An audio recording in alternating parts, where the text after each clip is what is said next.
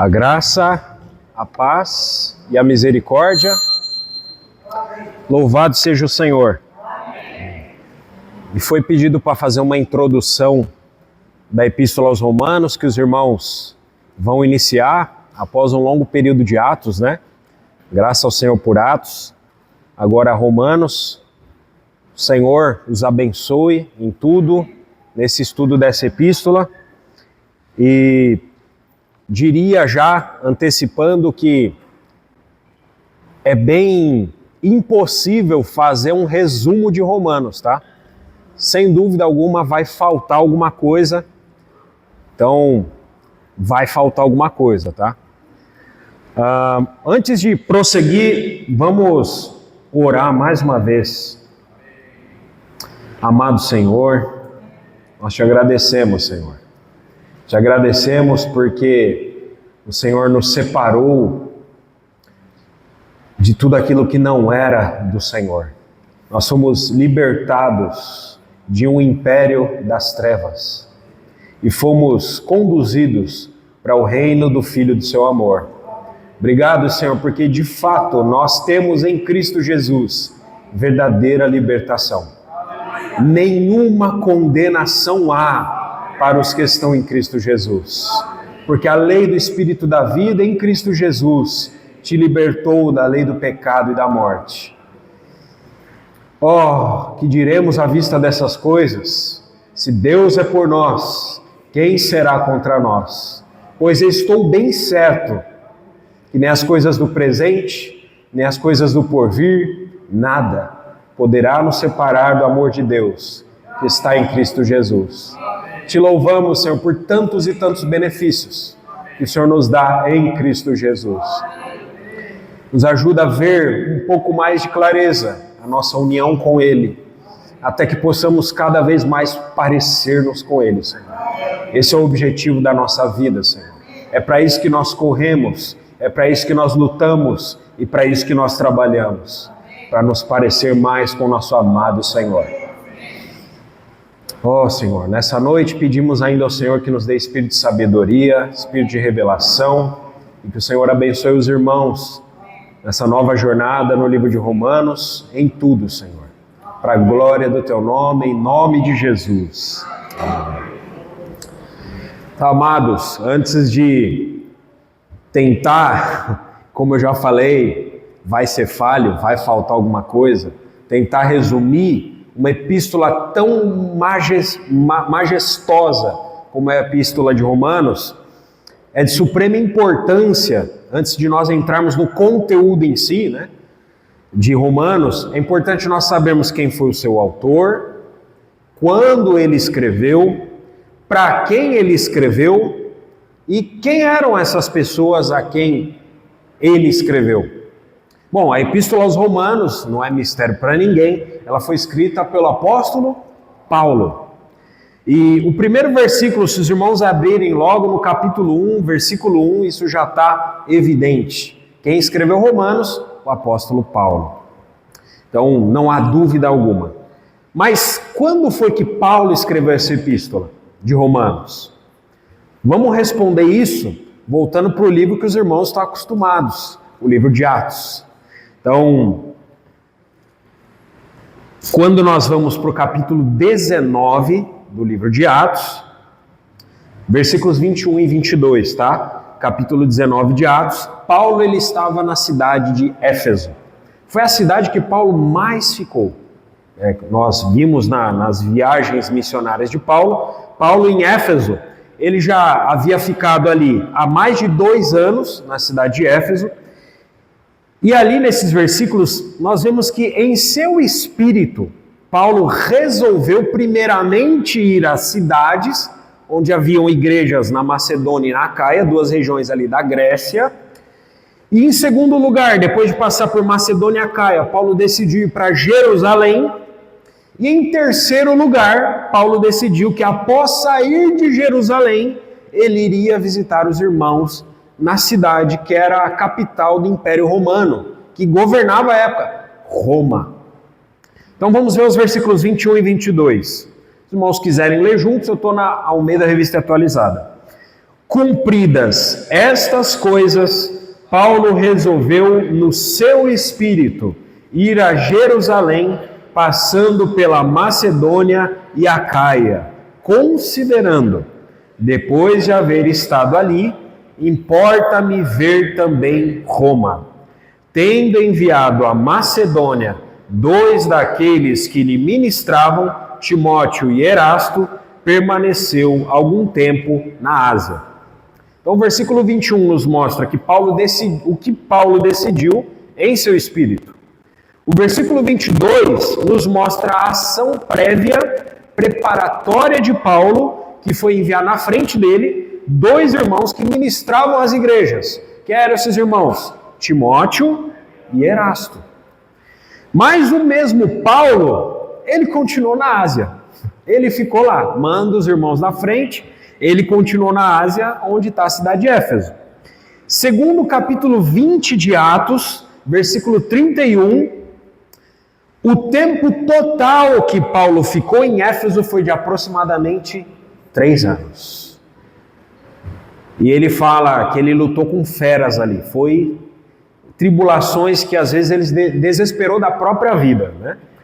Mas durante esse período, voltando aos versículos que nós lemos, 21 e 22, capítulo 19, durante esse período em que Timóteo e Erasto partiram para Macedônia e que Paulo ficou em Éfeso, houve um tumulto ali, os irmãos viram, causado por Demétrio, aquele artífice, e teve aquela confusão, o povo ficou gritando, grande é a Diana dos Efésios, e os irmãos lembram disso?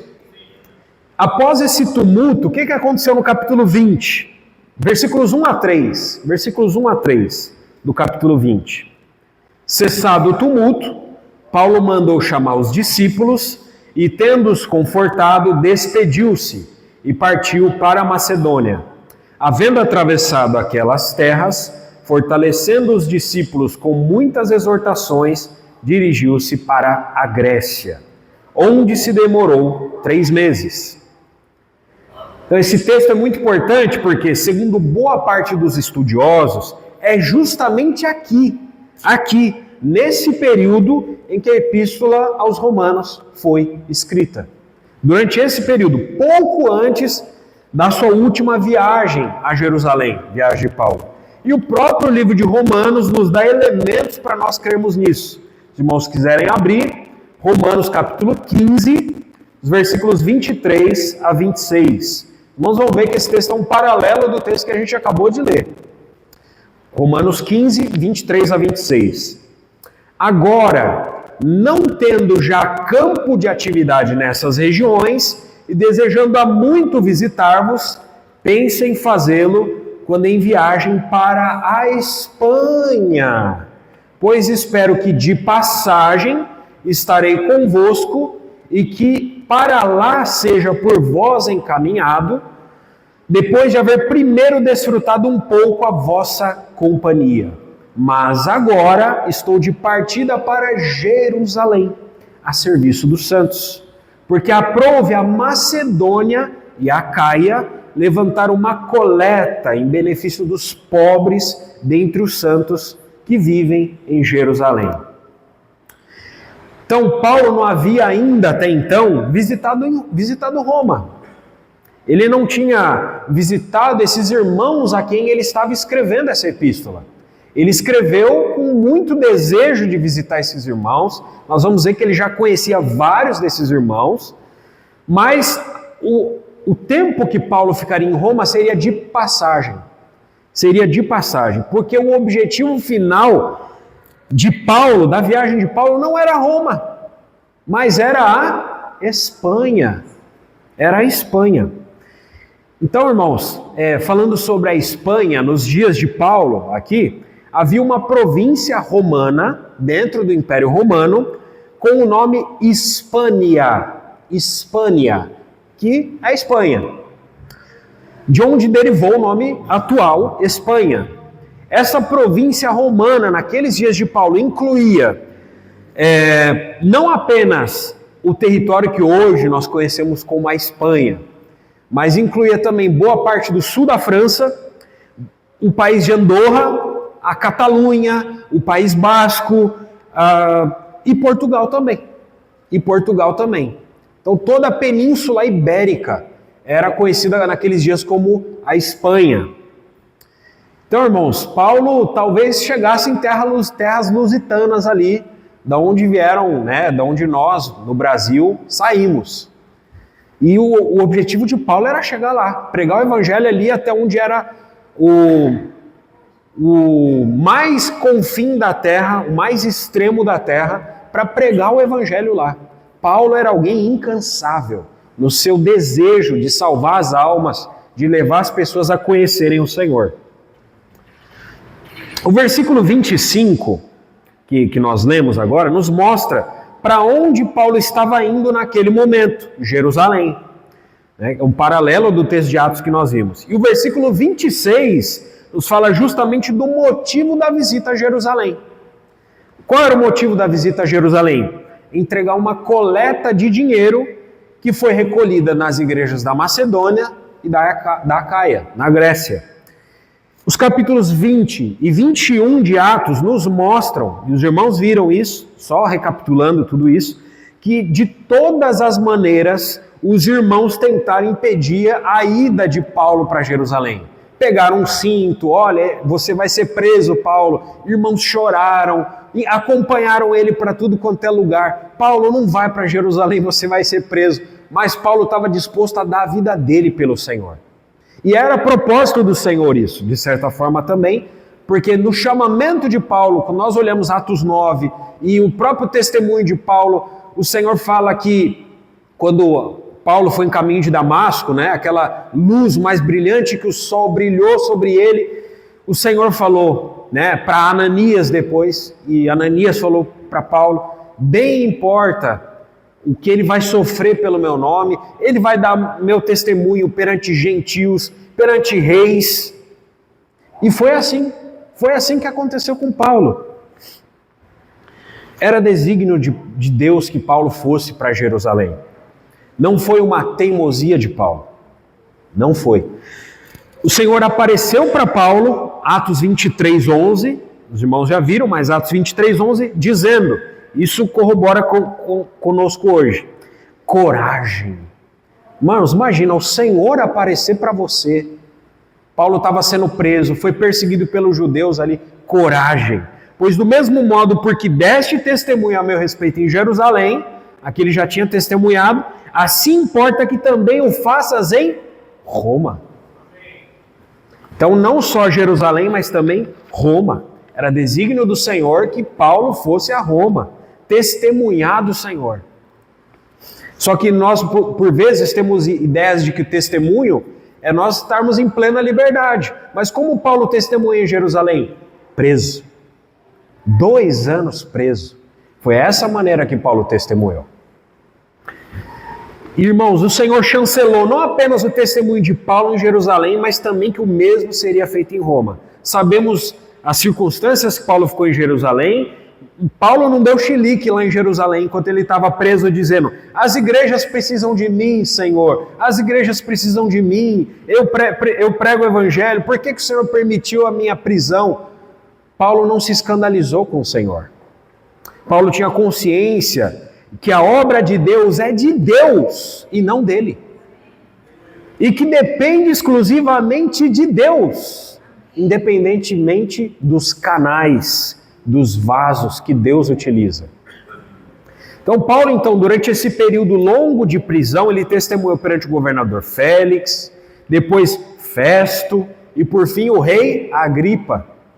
Então após apelar para César, Paulo é dirigido a Roma, talvez não da maneira como ele imaginou, né? Ele apelou para César, vai num navio tranquilo, uma viagem tranquila até Roma, mas foi tranquila a viagem dele? Não foi tranquila a viagem dele. Houve ventos contrários, navio à deriva, fome, naufrágio, serpente picando a mão de Paulo na ilha de Malta. Tudo parecia impedir que Paulo chegasse a Roma, mas ele recebeu uma palavra de Deus, você vai testemunhar a meu respeito em Roma. E por fim Paulo chegou a Roma e testemunhou lá conforme a palavra do Senhor.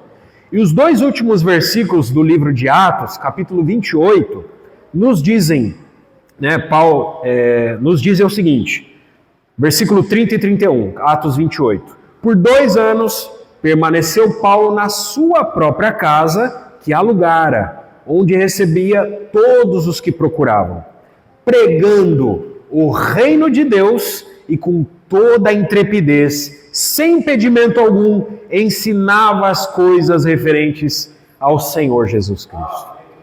Então nós podemos dizer certamente que Paulo encontrou as pessoas a quem ele escreveu a epístola aos Romanos. Anos antes. Antes da prisão ele já tinha escrito a epístola aos Romanos.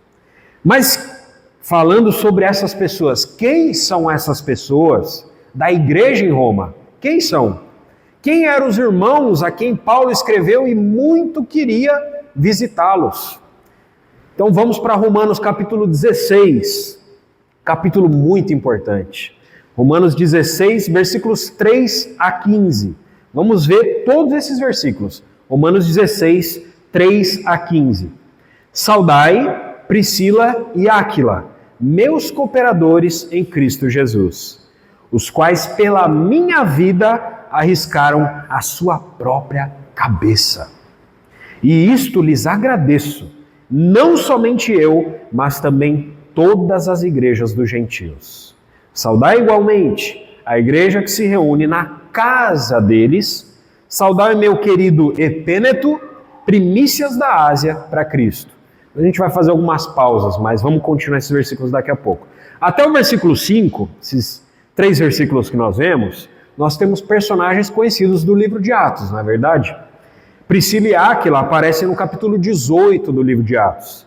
Eles vieram da Itália a Corinto naquela ocasião, por causa de uma perseguição aos judeus na cidade de Roma. Todos os judeus que estavam em Roma foram expulsos de Roma, tiveram que ir para outros lugares do império, mas Roma não podia ficar.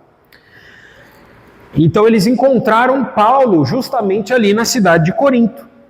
Serviram com Paulo ali em Corinto e tinham inclusive o mesmo ofício de Paulo, que era fazer tendas. E depois eles serviram em Éfeso. Paulo os encaminhou em Éfeso e eles serviram em Éfeso. E foi em Éfeso, inclusive, também que Priscila e Áquila encontraram Apolo e o instruíram com mais exatidão o caminho de Deus. Eram irmãos preciosos ou não eram? Eram irmãos muito preciosos. Quando Paulo escreveu a epístola aos Romanos, eles haviam voltado a Roma e se instalado por lá definitivamente, ao ponto de Paulo dizer, que nem a gente acabou de ler, que havia uma igreja que se reunia na casa deles. Uma igreja na casa deles, de Priscila e Áquila. O versículo 5 fala de um irmão da Ásia, que era conhecido de Paulo, um dos primeiros convertidos a Cristo naquela região. Versículos 6 e 7. Saudai Maria, que muito trabalhou por vós.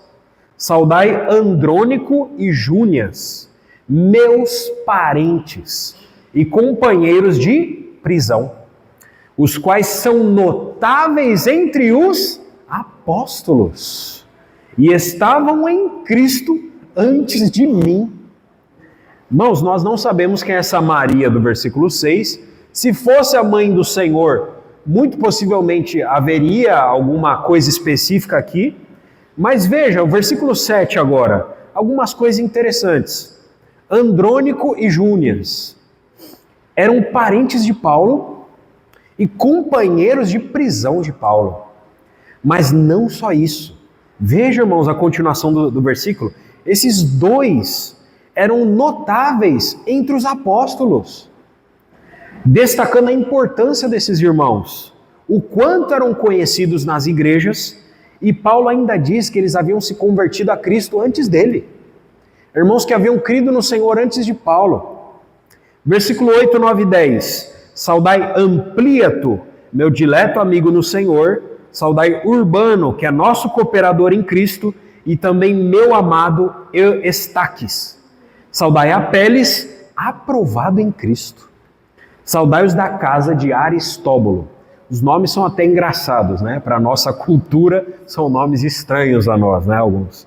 Mas, irmãos, nós temos aqui irmãos que eram amigos pessoais de Paulo, cooperadores em Cristo, irmãos que tinham bom testemunho a ponto de serem chamados, aprovados em Cristo. Olha isso.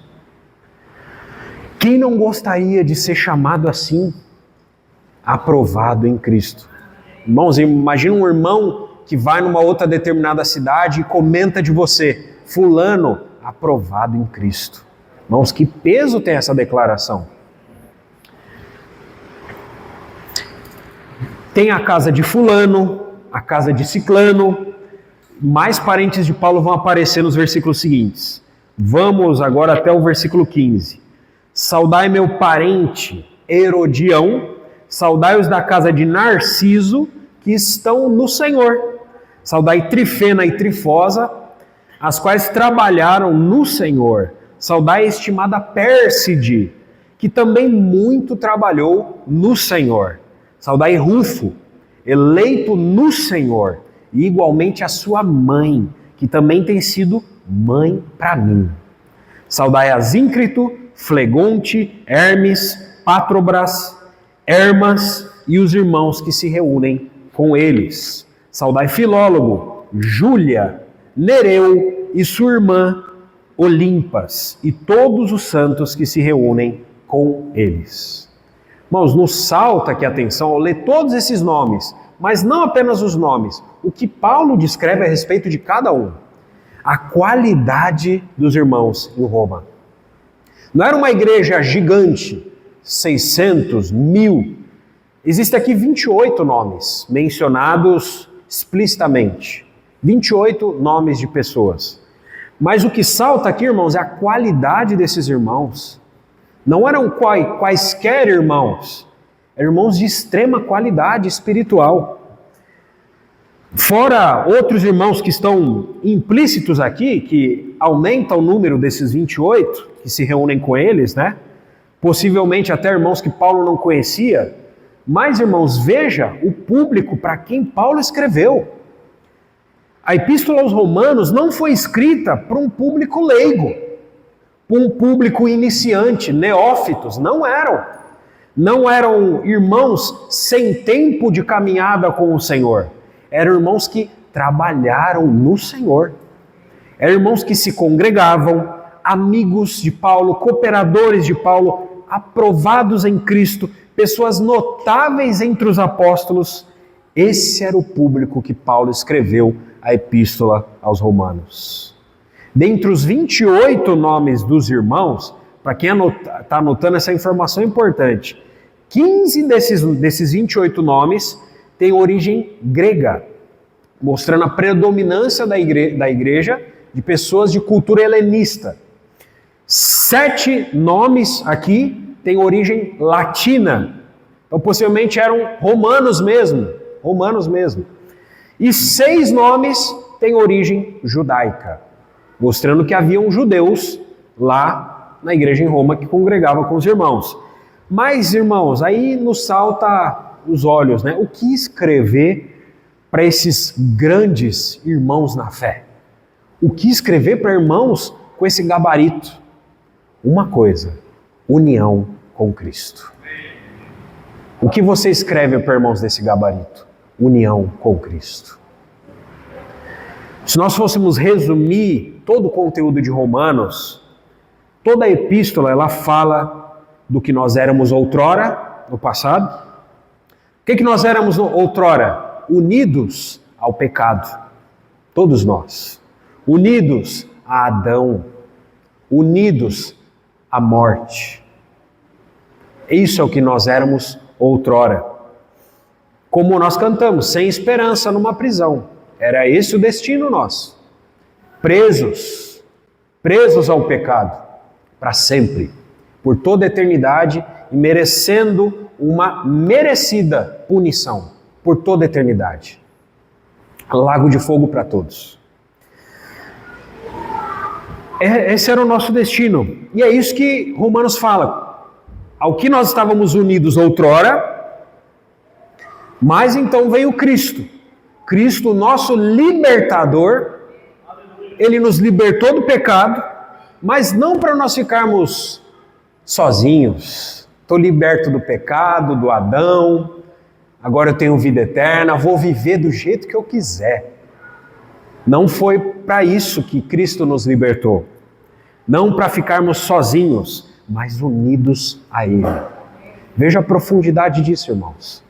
Ele nos desuniu de algo para nos unir com Ele mesmo. Então, existem vários temas aqui em Romanos, mas todos estão dentro disso. A nossa justificação pela fé, a nossa morte com Cristo, nossa ressurreição com Cristo, tudo isso fala da nossa união com Cristo.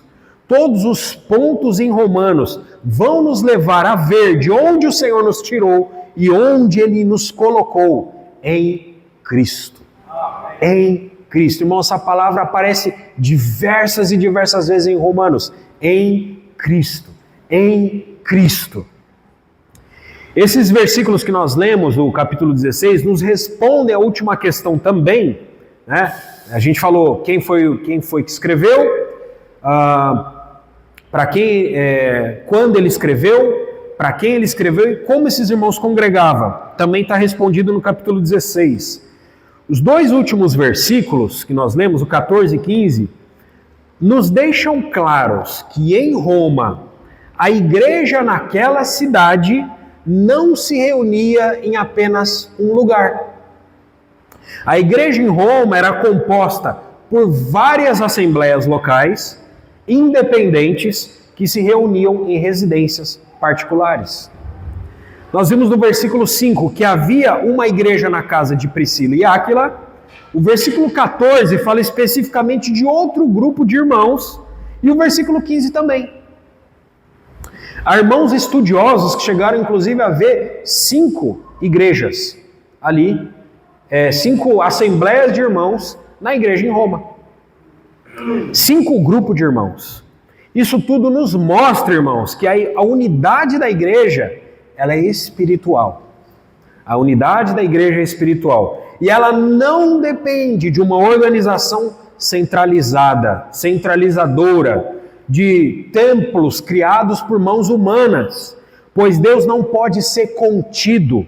Por isso, pode acontecer, em cidades grandes como Roma, de haver múltiplos núcleos de comunhão no corpo de Cristo, inclusive em uma mesma cidade. Então, embora houvesse múltiplos grupos de reunião e líderes distintos em Roma, em cada núcleo desse, como por exemplo Asíncrito ou Filólogo, todos eram reconhecidos por Paulo como parte do mesmo corpo de Cristo na cidade. Essa distinção de grupos ali em Roma mostrava, irmãos, a flexibilidade da igreja. Em uma cidade urbana, se adaptar a uma cidade urbana, um ambiente urbano como era de Roma. Irmãos, era a capital do império.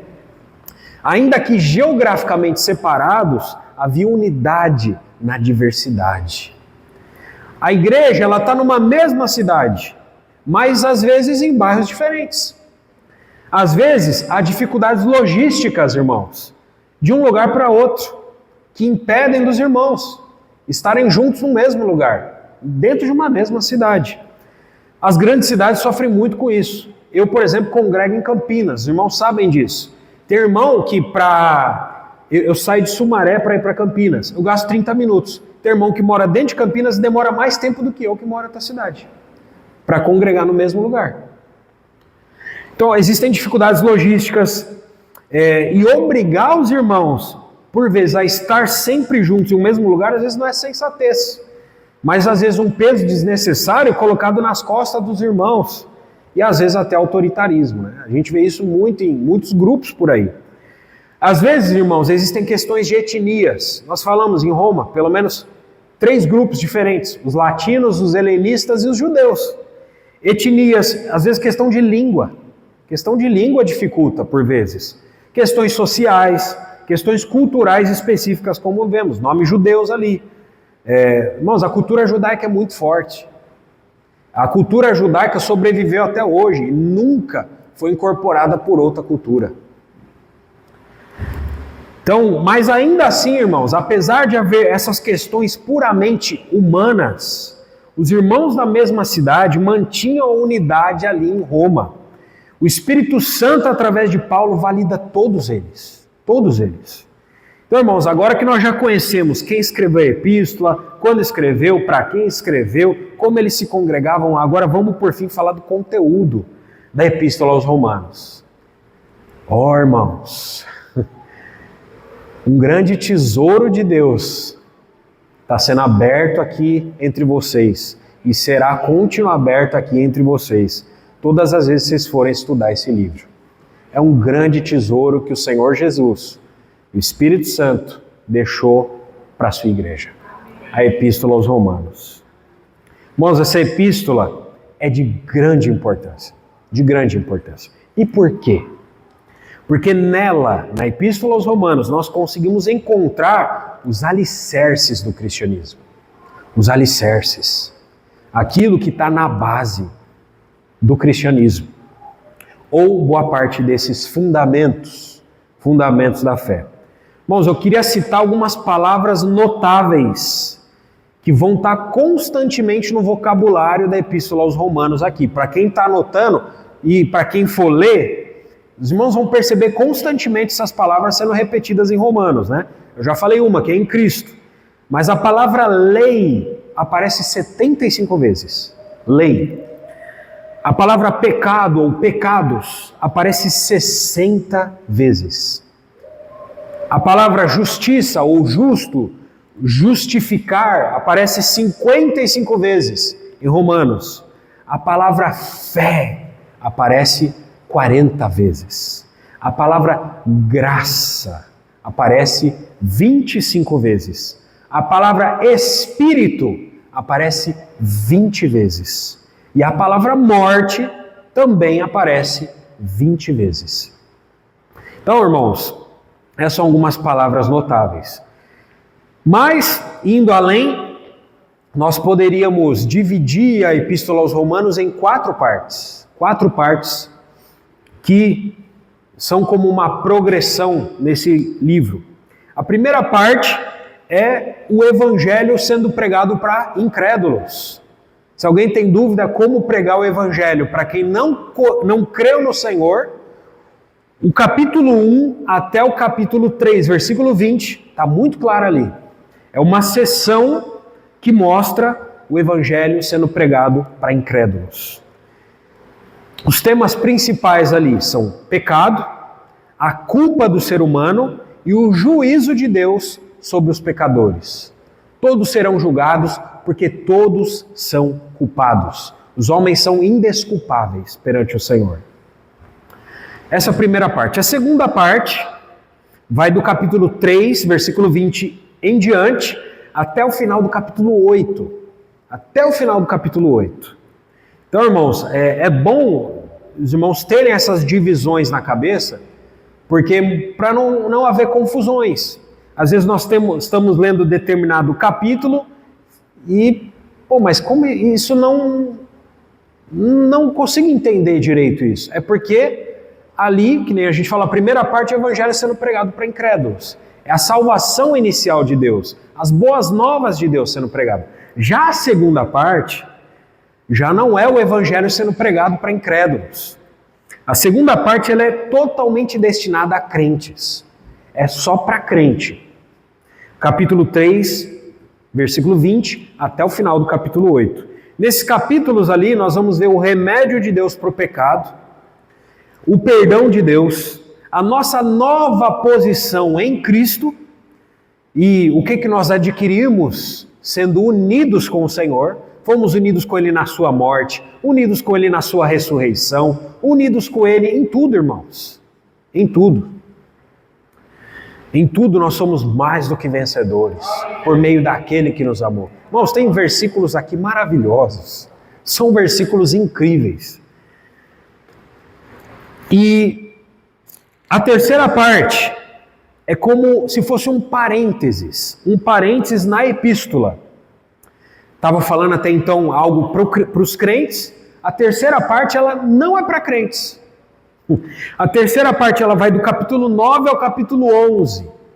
Nesses 3 capítulos são mostrados o tratamento de Deus para com os judeus, a nação de Israel, e também com as nações gentias até o fim dos tempos. É uma sessão escatológica dentro da Epístola aos Romanos. Não é algo destinado aos crentes. Irmãos, existe muita confusão no meio cristão por tentar achar que esses capítulos aqui está se referindo para a igreja, mas não é para a igreja, é para os judeus e para as nações gentias. Porque, irmãos, houveram promessas feitas por Deus, sobretudo no Antigo Testamento, para as nações e para Israel. Tem muitas promessas para Israel que ainda não se cumpriram, que ainda estão aguardando cumprimento, e também para outras nações. Irmãos, eu vou citar algo aqui, pasmem com isso. Livro do profeta Isaías, capítulo 19. Profeta Isaías, capítulo 19, fala que em um tempo futuro, no Egito, vocês não escutaram errado, Egito, o Senhor terá um altar no meio da terra do Egito. E os egípcios conhecerão ao Senhor. Eles se converterão ao Senhor, eles virão adorar ao Senhor, e junto com a Síria, 2 povos que eram inimigos de Israel no Antigo Testamento. E o último versículo desse capítulo 19 do profeta Isaías diz: porque o Senhor dos exércitos os abençoará, dizendo: bendito seja o Egito, meu povo, e a Síria, obra das minhas mãos, e Israel, minha herança. Isso aqui está falando do Egito, da Assíria e de Israel. Não é da igreja. É o que ainda vai se cumprir, irmãos, no tempo futuro. Porque, irmãos, o Egito nunca foi povo do Senhor. Nunca o Egito foi povo do Senhor. Nunca se converteram ao Senhor. Nunca o adoraram como nação. Nem o Senhor nunca teve um altar no meio da terra do Egito. Então isso ainda aguarda cumprimento. Bem como os propósitos de Deus para a nação de Israel. Irmãos, Israel vai ser colocado como a nação do centro da terra. Todas as nações vão vir adorar ao Senhor em Israel, no tempo futuro do milênio. Louvado seja o Senhor. Irmãos, é disso que se trata a terceira parte de Romanos, capítulos 9 ao capítulo 11. Por que Paulo escreveu isso, irmãos? Porque havia irmãos judeus em Roma. Para entender um pouco melhor isso, e entender a profecia bíblica como um todo, às vezes, principalmente no Antigo Testamento, a gente tem dúvidas, a gente não consegue entender direito. 1 Coríntios 10:32 diz o seguinte, irmãos, que Deus dividiu a humanidade em 3. A humanidade foi dividida por Deus em 3 partes: judeus, gentios e igreja de Deus. Então existem coisas específicas de Deus que ele escreveu para os judeus. Existem coisas que Deus escreveu e profetizou especificamente para as nações gentias. E tem coisas que especificamente Deus escreveu para a sua igreja. A igreja do nosso Senhor Jesus existe há 2000 anos. E nós, por estarmos por vezes inseridos nesse contexto de igreja, nós podemos por vezes ser ignorantes a respeito daquilo que Deus falou em sua palavra, não a respeito de nós, mas dos judeus e das nações gentias, e a tentar aplicar para nós. É por isso, irmãos, tem muita gente que faz profetada errada, quer colocar data para coisa, está tentando aplicar coisa de Israel ou das nações para a igreja. Esse é um erro comum no estudo da profecia bíblica. Então, irmãos, a igreja ela não substitui Israel, nunca substituiu Israel, nem as nações. E nós, igreja, somos chamados, tanto dos judeus como dos gentios, para ser uma nação à parte deles. Irmãos, a nossa pátria está onde? Nos céus. É isso que a palavra de Deus nos diz. A nossa pátria está nos céus. A nossa vocação e as nossas bênçãos são celestiais. não são terrenas. A nossa vocação não é terrena, irmãos. Nós não fomos chamados para ter vidas confortáveis aqui, para comer o melhor dessa terra. E se o Senhor te der isso, amém. Mas nós não fomos chamados para isso. Nosso objetivo de vida não é ter conforto e facilidade aqui. A nossa pátria está nos céus. O nosso coração também tem que estar nos céus. Paulo mesmo escreveu aos Colossenses: buscai as coisas lá do alto. Pensai nas coisas lá do alto. É para isso que nós fomos chamados. Então nós aguardamos a cidade que tem fundamentos, da qual Deus é o arquiteto e edificador. Nós, quanto a essa terra, nós somos peregrinos e forasteiros. Nós estamos de passagem aqui. Nós não somos para ficar se envolvendo com as coisas daqui, porque nós estamos de passagem. Se nós criarmos raízes aqui, irmãos, talvez essa raiz nos impeça de ser arrebatados. Mas, sim, Deus tem propósito terreno com Israel e com as nações. Isso é inegável na sua palavra. Isso a parte de nós. Então, por fim, a quarta parte de Romanos vai do capítulo 12 até o final de Romanos, e essa parte traz aspectos práticos do viver cristão. Irmãos, ali é só coisa prática. Só coisa prática do nosso caminhar diário com Deus. Como que nós vamos caminhar diariamente com Deus? Romanos 12 a 16. Irmãos, ali Paulo nos traz encorajamento, exortações, regras que alcançam os detalhes mais minuciosos da nossa vida cotidiana. São coisas bem detalhadas mesmo ali. Pois bem, irmãos, então agora vamos rapidamente e resumidamente falar de capítulo por capítulo de Romanos, tá? Bem resumido. Capítulo 1 de Romanos. Uma vez que a gente já entendeu essas quatro partes, né? Só recapitulando. Primeira parte, evangelho pregado para incrédulos. Segunda parte, o evangelho sendo pregado para crentes, né? Para nos levar a ser maduros como Jesus é. Terceira parte, um parênteses, Paulo falando do propósito de Deus para com as nações gentias e para com Israel. E a quarta parte, questões práticas do nosso viver cristão. A quarta parte é para crentes. Detalhes minuciosos da nossa vida com Cristo no nosso dia a dia. Então agora vamos para o capítulo 1. Capítulo 1 especificamente, nós temos a apresentação daquele que é o Salvador do mundo ali. Jesus Cristo, filho de Davi, filho de Abraão. Ele não é Salvador apenas dos judeus. É Salvador de todos. O Evangelho é o poder de Deus para a salvação de todo aquele que crê. Todo. Sem distinção. Louvado seja o Senhor. Então esse Salvador, ele traz consigo boas novas, boas notícias. O Evangelho, esse Evangelho que nos traz a salvação. Quem precisa de salvação, irmãos? Quem precisa de salvação é quem está em perigo. Quem precisa de salvação é aquele que está perdido.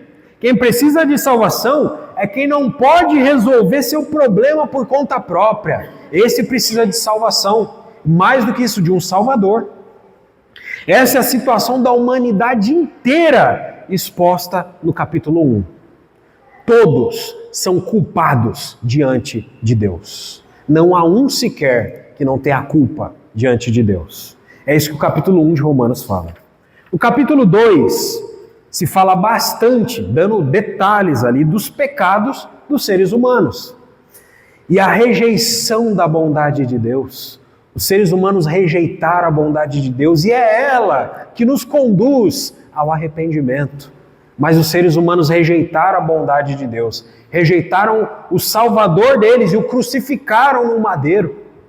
Deus é apresentado ali no capítulo 2 de Romanos como o único que tem credenciais suficientes para julgar os pecados do povo, da humanidade, devido ao seu caráter santo e justo. Capítulo 3, mais uma vez, nos apresenta todos os homens na condição de pecadores, mas também nos apresenta a porta da redenção para esse homem, na pessoa de Jesus Cristo, mais uma vez. E ali nos fala do sangue de Cristo. O sangue de Cristo é a propiciação pelos nossos pecados. Como nós cantamos, o sangue nos fez propiciação. Propiciação. Era nós que merecíamos morrer naquela cruz. Porque fomos nós que pecamos. Que pecado há no Filho de Deus? Ele é sem pecado. Uma vida inteira sem pecado. Quem merecia morrer éramos nós. E ele foi como uma ovelha muda perante os seus tosqueadores. Ele foi moído pelas nossas transgressões. O castigo que nos traz a paz estava sobre ele, e sob as suas pisaduras nós fomos sarados. O Cordeiro inocente, sem mácula, morreu no meu e no seu lugar. Ele nos foi propício. O sangue dele é a propiciação pelos nossos pecados, e não apenas dos nossos, do mundo inteiro. Louvado seja o Senhor por esse propiciador. E aí o capítulo 3 ainda fala que nós somos justificados gratuitamente, sem mérito de obras, mas mediante a fé. Não por obras para que ninguém se glorie, mas mediante a fé.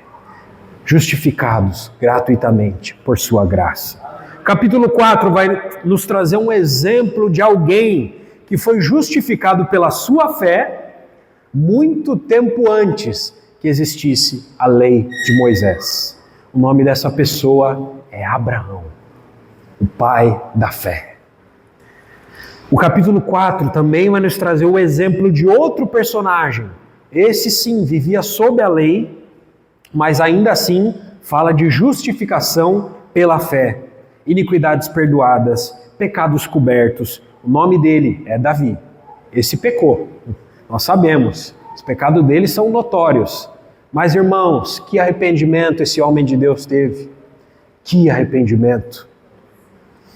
Cria em mim, ó Deus, um coração puro e renova em mim, dentro de mim, um espírito reto. Não me lances fora da tua presença, nem retires de mim o teu Santo Espírito. Restaura a alegria da tua salvação.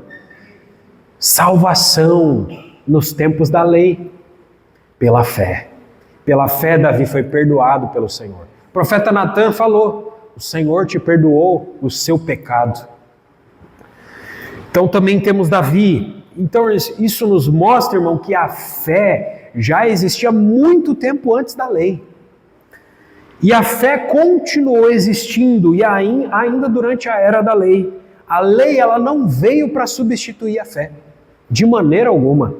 O capítulo 5 nos fala que nós, os que cremos, uma vez justificados pela fé, temos paz com Deus.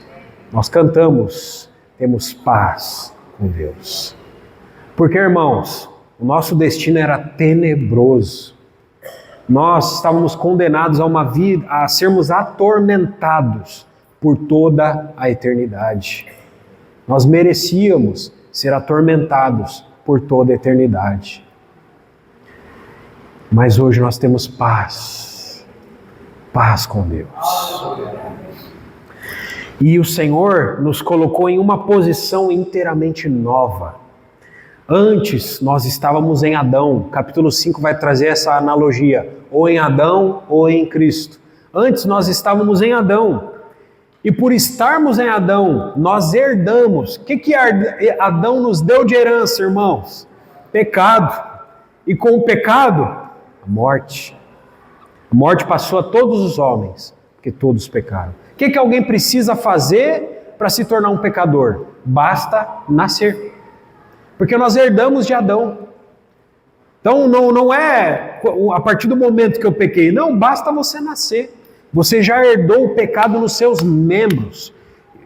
Em Romanos vai dar a localização do pecado. Onde está o pecado? Os meus membros. O pecado está nos nossos membros. Mas irmãos, nós não estamos mais em Adão. Agora nós estamos em Cristo. E por estarmos em Cristo, onde não o pecado abunda, mas a graça superabunda. Onde abundou o pecado, superabundou a graça. Irmãos, isso significa que a graça em nós, em Cristo, por causa de Cristo, se manifesta em excesso. em excesso, em grande quantidade, mais do que o suficiente. A graça reina. A graça é um reino. O capítulo 6 nos fala do pecado como um senhor. O pecado, ele foi um senhor das nossas vidas. E um senhor, ele reina sobre os seus escravos e os dá um devido salário. Mais uma vez falando, qual é o salário do pecado? Morte. Mas também o capítulo 6 de Romanos nos traz à tona a questão do nosso batismo. Louvado seja o Senhor pelo batismo, porque o batismo ele é um símbolo da nossa união com Cristo, na sua crucificação, na sua morte, no seu sepultamento e na sua ressurreição. Nós, irmãos, podemos andar hoje em novidade de vida, em santificação. A morte de Cristo nos dá a libertação do pecado. O pecado, irmãos, ele não está morto, mas nós morremos para ele. Nós morremos para ele. De uma vez por todas, o pecado ele não reina mais sobre nós. Uma coisa é eu e você pecarmos, outra coisa é o pecado reinar sobre eu e você. O pecado ele não reina mais sobre nós. O pecado hoje é um acidente na vida do cristão. Nós não somos mais escravos do pecado. O capítulo 7 de Romanos nos fala de mais uma boa notícia. Nós também fomos libertos da lei. Como havia irmãos judeus em Roma, foi necessário escrever isso para eles. Porque talvez ainda pudesse haver irmãos judeus querendo cumprir a lei. Irmãos, querer cumprir a lei, o que vai resultar? Aquele conflito que Paulo fala no capítulo 7. O bem que eu quero fazer eu não consigo, mas o mal eu faço. Tem uma lei nos meus membros. Então nós fomos também libertos da lei de Moisés. Para os irmãos gentios que havia em Roma ali, bastava saber o assunto do capítulo 6, do capítulo anterior, porque eles não estavam presos à lei de Moisés. Bastava saber que nós fomos libertos do domínio, do reino do pecado. E o capítulo 8, irmãos, é o ponto mais alto, é o cume mais alto da Epístola aos Romanos. O capítulo 8 é uma obra-prima, é um poema de Deus. Ele já começa nos dizendo que agora já não há nenhuma condenação para os que estão em Cristo Jesus. Além de nós estarmos em Cristo, o capítulo 8, ele vai além. Como eu falei, vai faltar. Meu desejo era ficar falando bastante desse capítulo aqui. Mas o capítulo 8 nos diz que o Espírito de Deus habita em nós como uma pessoa. O Espírito de Deus habita em nós como uma pessoa, testificando com o nosso espírito que somos filhos de Deus. Irmãos, e mais do que isso, esse Espírito que habita em mim e em você, ele intercede por nós com gemidos inexprimíveis. Há um intercessor dentro de você. E conforme Hebreus diz, há também um intercessor nos céus, orando por nós. Há uma dupla intercessão, irmãos. Ele intercede por nós, o Espírito em nós, mas também o Senhor Jesus intercede por nós à direita de Deus, no tabernáculo celestial. Louvado seja o Senhor. Ainda nesse capítulo 8, nós temos diversas provas e certezas do amor de Deus por nós, ao entregar Jesus por nós. E aí diz o seguinte, em tom de desafio ali, Deus é por nós. Quem será contra nós? Todas as coisas cooperam para o bem dos que amam a Deus, daqueles que são chamados segundo o seu propósito. Irmãos, Deus nos predestinou. Que predestinação maravilhosa, irmãos. Nós não fomos predestinados, como Israel, para termos porções de terra e etc. Nós somos predestinados para sermos conformes à imagem de seu Filho. Não existe predestinação melhor do que essa. Predestinados a sermos a imagem de seu Filho. O Filho de Deus, a quem o Pai tem todo o seu prazer. O desejo do Pai ter muitos filhos como o Senhor Jesus, em seu caráter. Por isso, irmãos, as provas, por isso, irmãos, as lutas, por isso, irmãos, a disciplina de Deus que está sobre nós, para nos tornar como o Senhor Jesus. Ele vai nos moldando, nos tornando cada dia mais como o Senhor Jesus é. Nós somos predestinados a isso. É um pré-destino. Deus nos predestinou a sermos conformes à imagem de seu Filho, a fim de que ele seja o primogênito entre muitos irmãos. E por fim, o capítulo 8, gostaria de ficar falando dele o tempo inteiro. Termina falando que nada nos separará do amor de Cristo. Nós nos unimos a Cristo para nunca mais nos separarmos dele. Estamos unidos com Ele para todo sempre. E aonde Ele estiver, nós estaremos também. Porque nós estamos unidos a Ele. Bom, para pensar isso. Aonde Ele nos colocou. Para onde nós estaremos? Para todo sempre. Em Cristo. Em Cristo. O capítulo 9 nos diz que Deus elegeu, predestinou a nação de Israel. Nós falamos a sessão à parte. E que ainda que Israel rejeite a Deus, como eles são uma nação incrédula, só um pouco remanescente, judeus messiânicos ali creem no Senhor Jesus, mas a grande maioria de Israel é incrédula, não crê no Senhor Jesus, crê que Jesus foi um impostor. Ainda que eles rejeitem a Deus, os planos de Deus em relação a eles como nação não serão frustrados. Nenhum dos planos do Senhor pode ser frustrado. E ao falar do chamado de Israel, Paulo nos traz um quadro da soberania de Deus ali. Capítulo 10 de Romanos nos diz a razão da falha de Israel. Eles falharam por buscar a justiça pelas obras da lei. Eles queriam ser justificados pelas suas obras. Obras que são trapos de imundícia. E não pela fé. A justificação é pela fé e não por obras. A palavra que Paulo pregava e que nós humildemente procuramos pregar, irmãos, é a palavra da fé. É a palavra da fé. Uma palavra que está perto, na boca e no coração. Capítulo 10 de Romanos fala isso. Com a boca se confessa a respeito da salvação e com o coração se crê para a justiça ou justificação. Por isso, se com a tua boca confessares Jesus como Senhor e em teu coração creres que Deus o ressuscitou dentre os mortos, serás salvo. Paulo estava querendo abrir para os judeus e para as nações essa porta da graça que foi aberta para nós. Não são necessárias obras da lei para a salvação, mas a fé que vem pela pregação e a pregação pela palavra de Cristo. Israel teve a oportunidade como nação de crer. O Messias foi dado a eles. Mas, irmãos, apenas poucos indivíduos creram. Como nação, eles olharam para o Senhor Jesus fazendo obras pelo poder do Espírito Santo e falaram, esse aí faz poder por meio de Belzebu, o maioral dos demônios. Como nação, eles rejeitaram o Senhor. Disseram isso do Senhor. Rejeitaram o Senhor. As nações gentias também têm essa porta da graça aberta para eles. Nos tempos dos primórdios, lá da era dos patriarcas, nós tivemos Jó, um gentio que creu através da fé. Então a porta aos gentios sempre esteve aberta, mas apenas indivíduos também creram. A fé ainda é um mistério para o mundo, irmãos. A Epístola aos Romanos vai falar muito de fé. A fé é um mistério. A ciência tenta explicar, não consegue.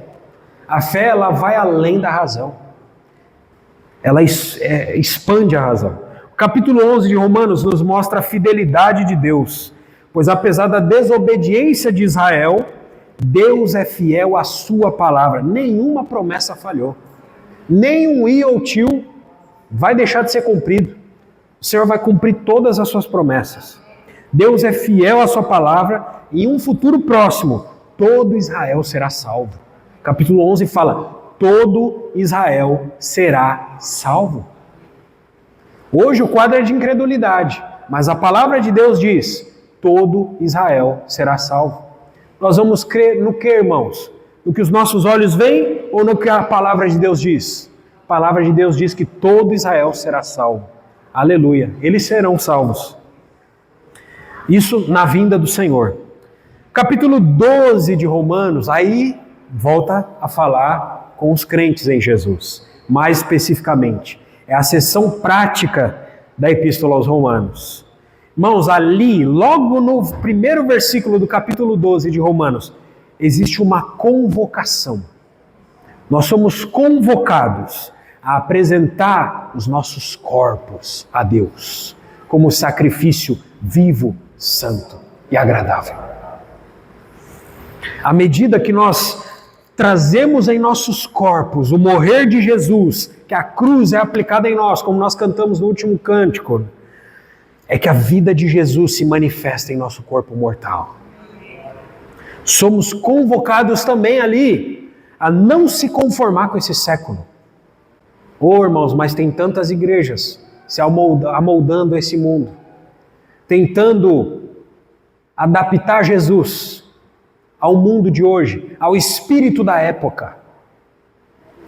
A palavra de Deus diz em Romanos: não vos conformeis com este século. Não se amoldem, não tomem a forma deste século, mas transformai-vos. Somos convocados à transformação. Irmãos, nós em Cristo Jesus fomos chamados para não ficar do jeito que nós estamos hoje. Nós fomos convocados à transformação. Ele quer nos transformar. Uma transformação interior, uma transformação que vem de dentro para fora, pela renovação da mente. A nossa mente é aqui que começa. Tem um ditado que diz: semeia-se um pensamento, colhe-se uma ação. Semeia-se uma ação, colhe-se um hábito. Semeia-se um hábito, colhe-se um caráter. Semeia-se um caráter, colhe-se um destino.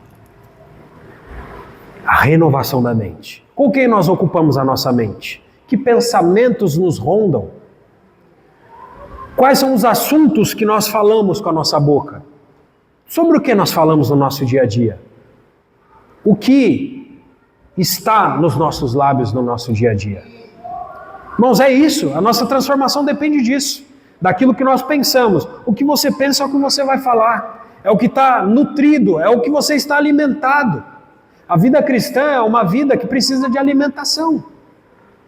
Quanto mais nós alimentamos a nossa fé, mais nós passamos a crer em cada palavra que a Escritura diz. Ainda que tudo diga o contrário. Nós olhamos, tudo diz o contrário. Quanto mais nós alimentamos, irmãos, é uma alimentação diária, assim como a alimentação do nosso corpo físico. Mas da mesma forma, se nós não nos alimentamos do Senhor, aos poucos nós passamos a duvidar de tudo isso aqui. Duvidar das coisas de Deus em nossa vida e passamos a se instaurar incredulidade dentro de nós. Então nós somos convocados à transformação pela renovação da mente. Como somos transformados?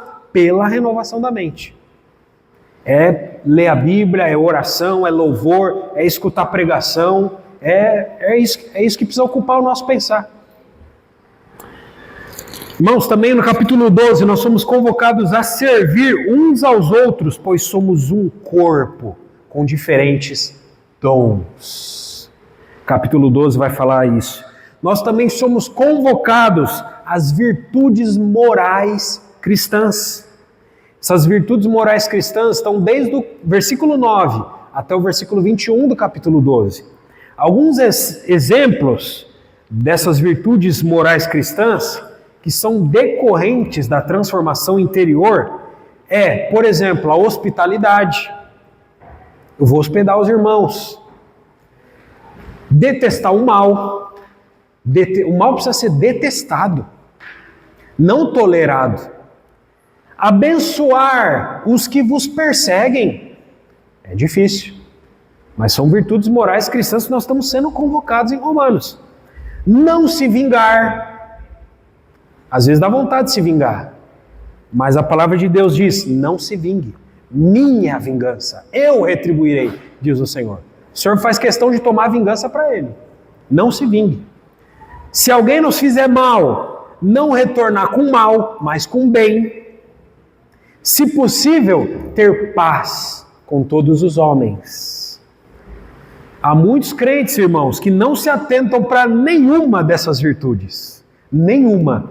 E na vida prática desses crentes, no procedimento diário desses crentes, eles se parecem com as pessoas do mundo. Quando você olha lá fora, esse aí é crente? A maneira como ele fala não parece um crente. A maneira como ele se comporta quando os outros agem de maneira má com ele não parece crente. Então, irmãos, são questões práticas do nosso dia a dia. Então, por que o apóstolo Paulo escreve isso para os irmãos? Para que nós não sejamos estagnados em nossa transformação interior. Porque há muitos crentes que estagnaram na vida cristã.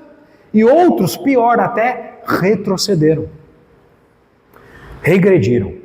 O capítulo 13 de Romanos continua nos trazendo questões práticas. Questões práticas. O cristão deve, é um dever, submissão às autoridades civis. Aí pega muita gente, né? Por que nós devemos submissão às autoridades civis? Porque elas foram ordenadas por Deus. Ainda em relação às autoridades civis, há uma ordem no versículo 7. Pagai a todos o que lhes é devido. A quem tributo, tributo. A quem imposto, imposto.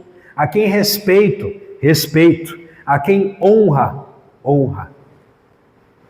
E isso tudo independe, irmãos, se nós concordamos com o governo ou não. Se é de direita ou se é de esquerda, se é de... não importa. Se nós queremos obedecer a Deus e o que a palavra dele diz, não é questão de concordância, mas questão de obediência. Obediência. Paulo, por fim, encoraja os irmãos ali no capítulo 13, dizendo que o tempo se aproxima. Irmãos, é difícil? É difícil. É difícil, mas o tempo se aproxima. O tempo se aproxima. Vai alta noite e vem chegando o dia. Revesti-vos do Senhor Jesus Cristo. Capítulo 14 de Romanos realça as diferenças culturais, étnicas e de consciência que poderia haver entre os irmãos em Roma ali. Por isso, irmãos, deve haver tolerância para com os fracos na fé. Há irmãos que são mais fortes na fé, outros que são mais fracos. Uns se escandalizam mais fácil, outros não se escandalizam com nada. Deve haver tolerância. Questões menores são explicadas ali no capítulo 14. Dias sagrados, tipos de alimentos, tipos de bebidas. Não devemos julgar os irmãos por conta dessas coisas. Nós não devemos julgar o irmão que está do nosso lado por coisa de questões menores. Pelo contrário, devemos tolerá-los. E ao mesmo tempo, nós também não devemos ser tropeço para os irmãos. Nós devemos tolerar, mas ao mesmo tempo não ser tropeço para eles. Por conta dessas questões. A fé que tens, tem-na para ti mesmo perante Deus. É falado aqui.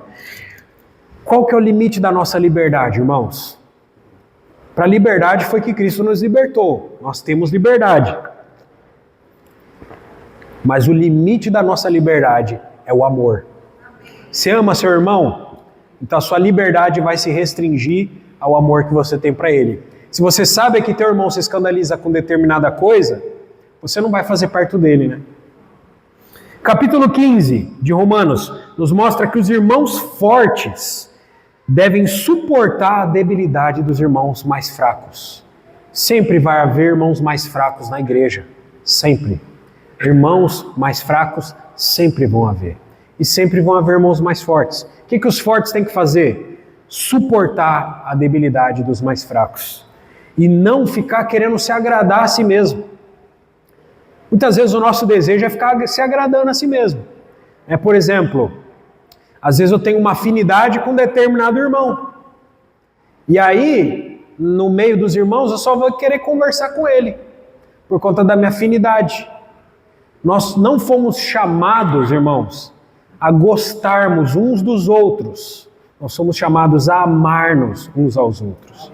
Gostar é uma coisa, amar é outra. O Senhor nos chamou para amar uns aos outros. E isso independe de gosto, de preferência. Nós precisamos suportar uns aos outros. Se relacionar com todos. Nós somos um corpo. Todos são necessários no corpo. Inclusive aqueles que são aparentemente os mais insignificantes. Eles também são importantes. Porque eles também são o corpo de Cristo. Eles também estão unidos a Cristo. Então, o motivo disso, de nós não queremos ficar se agradando uns aos outros, agradar a si mesmo, a nós mesmos, é porque também Cristo não se agradou a si mesmo. A vida inteira Cristo não se agradou a si mesmo. A vida inteira, irmãos, de Cristo foi cruz. Não só naquele momento. A vida inteira, irmãos, pensa. Cristo não teve um momento que ele pôde falar, agora eu vou dizer sim para mim. Agora eu vou fazer o que eu quero. Cristo não teve um segundo da sua vida em que ele agradou a si mesmo, mas sempre agradando a vontade do Pai, sempre pensando nos outros. E ainda Paulo diz, em capítulo 15, acolhei-vos uns aos outros como também Cristo vos acolheu para a glória de Deus.